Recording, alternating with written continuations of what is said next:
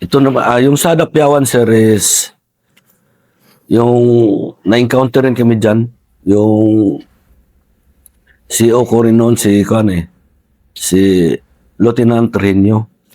Habang lumalakad kami, papunta kami sa pag-aasa, yung lugar rin, sir, sa area na yung binigay sa amin na target na 200 meters lang lakad namin.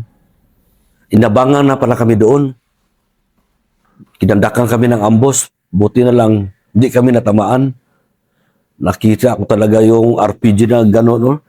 Ganyan yung... Mama sa paano first? Oh, sir. Yung kanang tunog ng RPG. Doon na yung ibang tropa, doon na nasabit na doon sa may mga tinik-tinik na mga kahoy. Pero hindi natamaan. Hanggang na nakarecover kami doon ng sir, isang body count. Isang rifle na M16, yun ang nakuha namin. Pagdating naman doon sa Mama Sapano, paalis na kami doon. Yung 2025 na yan eh. Bago kami umalis sa Maguindanao, papuntang Buldon. Pagdating doon sa Mama Sapano is isang platon kami doon sa Mama Sapano. Tapos, paalis na kami ng papuntang Abubakar. Hindi kami nakaalis doon kay maiwan yung isang squad na Delta Company under ni Lieutenant Biharin, yung Delta Company. Doon na naiwan yung pag-alis namin doon sa Mama Sapano, papuntang Abubakar, hindi kami nakatuloy doon. Kay nag-alis kami is 4 ng hapon. Pag kinagabi, hinaras yung naiwan doon na isang squad. Kaya nagbalik. Hindi kami nakapasok kay puro naka-blocking na lahat yung daanan. Hanggang nagpukpukan na sila doon. Alas 9 ng umaga bago na ubos yung trupa. Isang squad talaga yun na ubos. Naubos. Ubos lahat, sir. Ano mo yung layout niya first? Isang CP, sir. Malaki yung CP na kuan. Andun, kampo ng MI doon. Andun yung hospital nila. Doon yung hospital nila. Inoccupy lang ng Delta Company. May mga barikid. Mataas yung barikid nila. 3 commander ang naghara sa kanila. Palit-palitan. Hanggang naubo sila. Pero marami ding patay sa kalaban. Hindi man pwede noon na mag-request ka ng 105. Bawal man. Tapos magpupukan na kayo. Bigla lang magpasok yung CCH. Wala kalaban-laban yung sundalo. Yun ang problema noon, mga panahon na Panahon yun. noon, sir. Bawal talaga yung Biglang pinapa-ceasefire. ceasefire bilang mag-strike. Hindi makahulog ng strike. Kuan lang, yung psy-op lang birada ng strike. Ganyan lang. Bawal man. Tapos doon na naubos yung Delta Company.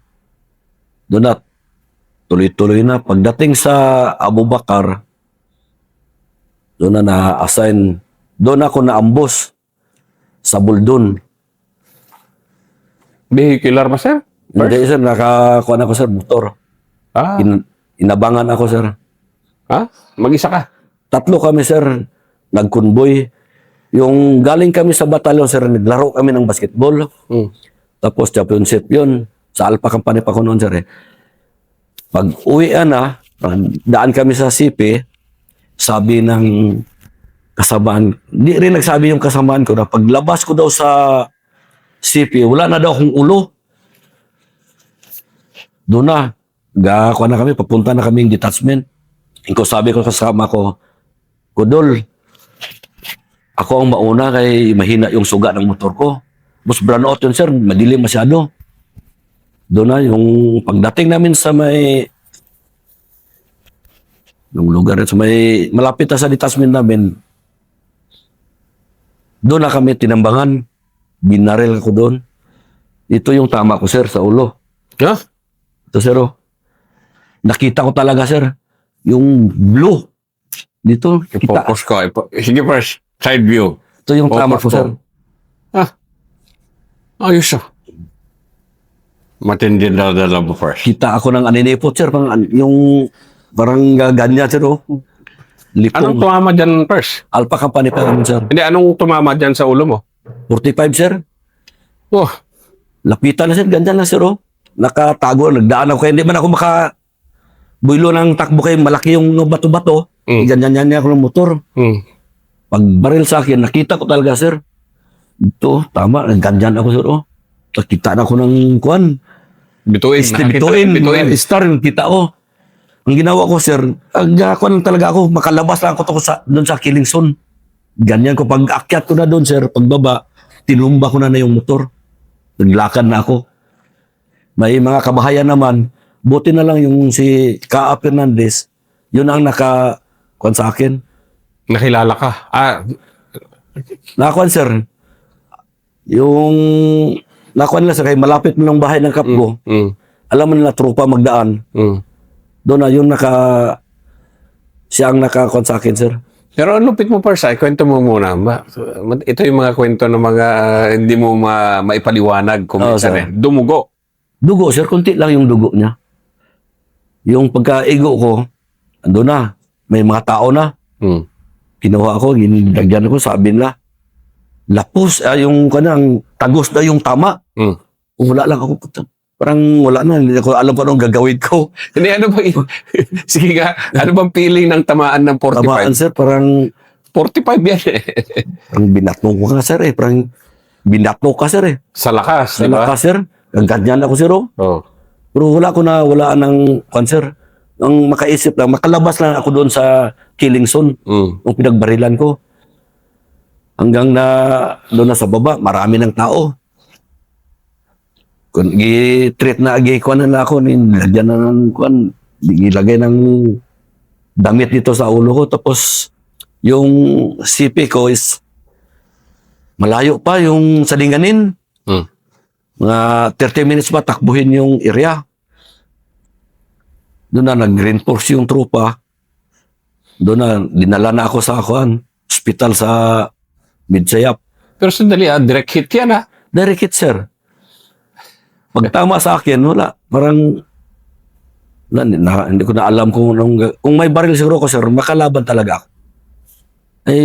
That time, sir, is, kung ano, sir, gun ban. Binawalan kami magdala ng baril. Yung civilian, pwede magdala ng baril. Bakit bawalan tayo? Sundalo tayo, bawalan. Pero kung may baril ako doon, makalaban talaga ako. Nakita ko pag baril. Nakita mo talaga yung tao? Nakita kong tao, sir, mababa na yung tinaguan niya, sir. Ganyan talaga. Pag putok, nakita ko na. Tama na ako, nakita ko na siya. Banatan niya ako, pero hindi na pumutok. Hindi pumutok o si unang Yung unang ko, sir, butok. Pangalawang ko na sa akin, hindi pumutok. Tapos pumutok na naman. Doon na, grabing, kung na makalabas lang ako doon. Pero buti may presence of mind ka pa nun. Kasi nga, hilong-talilong ka na nga dyan. 45 nga eh. Yung sa isip ko, sir, talaga. Ang isip ko na makalabas na ako doon. Yung mga experience, grabe. Hindi, medyo... Nung mahimasmasan ka na tinamaan ka pala ng 45, anong feeling mo nun? Grabing kaba ko, sir. Sa isip ko, patay na ako dito. Wala na. Sa isip ko, patay na ako Pero, ihawakan kong ulo ko. Parang wala mang sugat. Ganyan ko ba? Maliit ba lang siguro? Tapos, dinala na ako sa awang. Nagtaka na yung doktor. Ano sa akin? Ngayon lang daw sa kuan ng sundalo na natamaan sa ulo, hindi namatay. Info, ma'am. Kaya kita tinatanong. Oo. So, ma'am, hindi pa siguro ng Panginoon sa akin na wala na ako dito sa kalibutan. Grabe yung kuan siya. Kuan lang ako sa hospital, sir, is 1 week lang, pinalabas na ako. Wala na daw yung sugat ko. Ayaw na daw. Ibig sabihin, sugat lang talaga. Wala siya. Parang, Wala sir, kaya nagpa-CT scan man ako sir, walang damage yung ko sir, ulo. pero ano sabi ng doktor? Baka daplis lang naman. Hindi. Direct hit talaga. Narikit talaga sir. Walang ganyan sir, tapos bigla Ganun yung kuha niya, sir. Parang tamaan yung tahinga ko dito. Ganyan. Ganyan siya. Oh. Malakas dala-dala mo. Yan yung ito yung mga kwentong kaminsan hindi mo may Hindi paliwanag. may paliwanag, sir. Kung nagtaka din yung doktor doon sa awang na bakit madali lang nung naayo. Hindi niya alam, sir, may lana ako na ginalagay ko dito, sir, para madali na yung maghilom yung sugat. Sige. Maganda pakinggan to mga tao. Sige, tuloy tayo first. Doon na, sir. Tapos, ilang bisis ako na, sir, Yan na, sir, pagdating na sa awang, sir, marami na ang kwan doon. Yung mga kaka na, hindi na, natablan. So, sa awa ng Panginoon, hindi pa siguro gusto niya kunin pa ako. Marami pa siguro akong mission gagawin. Kaya hindi pa ako na patay. 2001 yan first. Hindi, kuha na yan, sir, 2013. Ngayon lang. Sir. Okay, Tapos, sige, kwento natin, dito ka na. Oh. Wala nun, hindi ka na na-encounter magkatapos nun. Yun na yun, sir, last na kuha ko na yan, sir.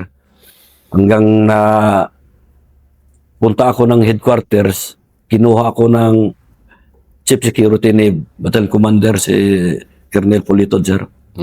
Dalawang Battalion Commander yung nag-serve ako sa kanya bago ako nag-First Sergeant sa Bravo Company. Sige. Ikwento mo na ngayon yung mga leadership ng First Sergeant dito sa 37 IB. Ikwento mo naman yung mga leadership style na natutunan mo at sana kung mga susunod na taon pag-retire mo, ito yung mga maiiwan mo kasi ng mga lessons ba sa mga kabataan na papasok pa rito sa 37. So kuha ko lang sa mga kabataan, sir, is gina-guide ko palagi yan sila, sir. Kuha ko sila na hindi malis yung landas nila. Palagi kausapin ko yan sila, gina-mentoring ko yan sila, ginakausap araw-araw. Minsan kuhan kami doon, usap-usap. Sige, turuan ko yan sila, sir. Habang andito pa ako sa 37, balang araw, mag-retirement ako, marami kayong matutunan. Huwag niyong sundin yung tinuturo yung ibang senior na turuan kayo na yung hindi maganda yung gawin. Makinig lang kayo kung anong isabi sa inyo, pakinggan nyo. Pero kung mali man yung sa palagay nyo, huwag nyo sundin. Ano yung bakit mo ito lang yung unit mo 28 years ba? Bakit mo gusto dito talaga sa 37? Hindi man ako marilib-relib, sir. Kaya yung ibang kabas ko, kahit saan lang unit, marilib nila ako. Hindi man ako marilib-relib kasi siyempre yung sa leadership ko siguro na mabait din. Kaya hindi ako makuan dito hanggang mag-retire ako dito na talaga ako sa 37, sir. Yung unit ko na kuan mula private hanggang ngayon dito pa rin ako sa 37. May marami akong namimit sa mga batalyon na may mga ganun talaga sila. Nandun pa rin. Doon na sila, hindi na lumipat, hindi na happy na sila kahit malayo sa pamilya. Basta nandun sila sa unit. Yun na, sir, parang kuan mo na yung unit, sir. Parang dito ka na galing ka private hanggang ngayon, sir. Parang dito na kuan yung loob mo sa unit na ito. Sa unit na ito. Yes, sir. Anong kultura ng 37 first? Ano yung kultura niya sa pagdadala ng tao? Ganito. Yung kultura niya. Yung kultura talaga sa 37 is kuan, sir. Yung mga private hanggang kuan yan, sir. Palagi yan sila counseling, sir. Para yung mga private, hanggang mag-PFC yan sila, yun pa rin yung minasunod nila yung kung anong kultura ng 37 IB, sir. Pati yung may bago na magpasok. Yun naman yung kung anong tinuro sa mga dating private, yun naman yung ituro naman sa mag-report naman dito. Sige nga, first, isa-isahin natin yon kasi someday magre-retire ka eh. Ano yung mga itinuturo mo sa mga bagong dating dito? Yung tinuturo ko sir is, example, mga bagong report dito is, siyempre, pag-report dito, mag-report sa akin. So, ginagawa ko sa kanila, paliwanag ko sa kanila, yung about sa mga financial, paano mag-handle ng pera, paano yun, palago ko yung pera mo na hindi na magastos. Yung ginagawa ko sa kanila sir is, mag-savings. I-savings nila yung kalahati lang sahod. At least para hindi sila makaisip mag-loan. Kung magpakasal man sila, hindi na sila mag-loan. Mayroon silang savings na doon na nila kunin yung pera nila, yung pundo. Sir, yung mga ng trupa sir, para paano nila i-handle yung kanila sir eh. Kaysa yung iba, hindi mo turuan yung puro inom na lang ituro mo sa kanila, pangit man yun. Dapat may matutunan din sila na paano i-handle yung career nila. Saka yung sa pamilya nila. Paano mo sila tinuturuan ng disiplina sa disiplinado man sundalo pero yung disiplina dito sa 37? Yung disiplina sir is, kuhan yan sir eh. Kuhan ko yan sila, kung magkasala sila, kausapin ko. Pero pinaparusahan ko yan sila sir. Pero pagkatapos ng parusa, kausapin ko yan sila. Oh, tama ba yung ginagawa mo? Na yung ginagawa mo na mali, tama ba yun? Kaya pinarusahan kita, mali yung ginagawa mo. Saka yung cancer eh, hanggang ma-adapt na nila yung anong kultura ng 37 sir eh. Tanggap naman nila. Natanggap nila sir, kaya siyempre mali nila eh. Eh yung katulad dito, bagong henerasyon, ikaw, ano ka na eh, kapwa ko na may edad, nagkakaedad ba? Pero ngayon, bagong henerasyon na, ikaw, hindi ka pinanganak na may Facebook. Sila, pinanganak may Facebook na. Facebook sir eh. Ano yung mga kwan sa henerasyon ng mga bata ngayon? Sa ngayon sir is, yung mga Facebook, bawal talaga yung ikuan yung mga, mag-post, naka-uniforme, bawal talaga yan. Inasabihan ko yan sila palagi, kung mag-post man kayo, yung authorized lang na i-post nyo, huwag yung pati sarili, kaluluwa nyo, lagay nyo sa post. Pangit naman tingnan yun, sir eh. Yung pagdadala naman ng tao, yung katulad mo, di ba, first sergeant ka, sergeant major, first sergeant, kayo talaga yung mga pinaka-senior na NCOs dito. Sa pagdadala ng tao, sir, is flexible ako, sir eh. Sabayan ko yung tama nila. Pag may makita ako, punaon ko na yan, sir.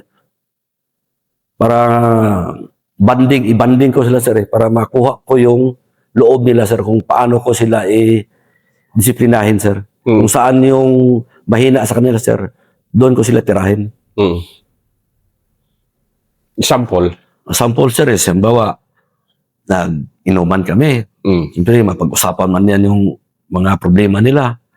So, advisean ko lang sila. Pero yung iba, may maoy talaga, di maiwasan, kausapin ko yan. Huwag kang ganyan. Kung mag-inom ka, inom lang. Huwag ilagay sa ulo, sa tiyan. Ngayon, nakagawa ka ng hindi yung ginawa mo na hindi tama. Pagka kinabukasan, balik-balik na liog mo. Mali yung ginawa mo. Nagmaoy ka. So, yun ang palagi sa kanila na ginagawa ko sa kanila. Paintindi yung paano yung penerbisyo na makarating kagaya sa akin. O ganito yung katayo ako ngayon. Nag-first sergeant ako. Mula private hanggang ngayon, wala man akong kaso. So, yun ang ginagawa ko sa sarili ko, sir. Gina-compare ko sa kanila. Para maabot nila yung estado ng buhay nila kagaya sa akin. Paano sila maka-retire na walang kaso. Paano mo sila tinuturuan na maging maayos na tatay ba? O asawa? Yung kuhan, sir, Family? Sa pamilya, sir, is ginakuhan ko sila. Kung may mga problema kayo, huwag nyo nang palakihin. Mag-usap kayo. Example, huwag nyong sigawan yung asawa mo, awayin mo. Siyempre, bihira na tayo makauwi. Pagdating sa bahay, siyempre, hindi natin maiwasan na away ka talaga. Pabayaan mo lang yan siya magsalita. Pagkatapos, doon mo na, ano bang problema mo? Bakit galit ka? Doon na mo na-explain yung mga problema sa mga tao. Ikaw mo na rin Siyempre, minsan din natin may stress din tayo dahil sa maraming mga problema dito sa loob. Yung mga tropa, may mga problema, siyempre sa akin din papunta. Ina-advise ko na yan sila, sir, paano yung pamilya mo, i-handle mo, dapat kayong mag-asawa, mag-siblings kayo, dalawa, mag-usap kayo. Huwag yung sigawan. Mahinahon lang ang pag-usap. Yung dalawa mag-asawa, yung anong plano sa buhay nyo. Paano mo ipalaguin yung, example, kayo, yung misis mo walang trabaho. Gawaan mo ng paraan na may paglibangan yung asawa mo na. Bigyan mo siya ng tindahan or ano bang negosyo para makasustinto din yung pamilya mo na makalalay rin sa'yo. Hindi lang walang ginagawang asawa mo, tapos awayin ka pa.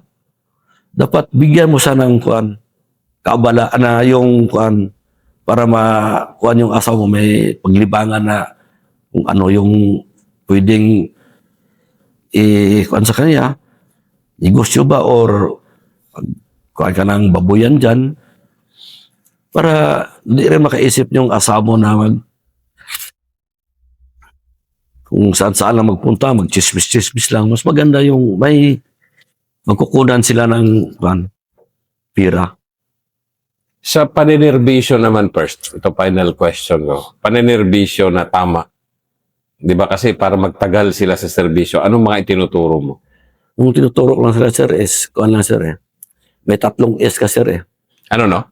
3 S. Para Okay. makaabot ka sa yung punto na talaga makaretire ka. Sunod-sunuran lang, sir. Sunod ka na lang sunod. Walang matapos mo talaga yung 20 years or 30 years.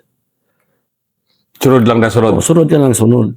Pero yung may ipagawa sa'yo na parang mali, huwag mong sundin. Basta kung ano yung tama, doon ka lang. Makaabot ka rin. Yun lang first. Simple lang yun. Simple lang, sir. Sunod ka lang sunod. Yun lang yung maiko ko sa kanila, sir, yung kagaya sa akin. Sunod lang ako ng sunod. Kaya nakarating ako na ganito yung posisyon ko, sir. Okay, simpleng-simple yun. Simple lang, sir. Ang ganda naman. Maraming salamat first. Sir, thank you, sir.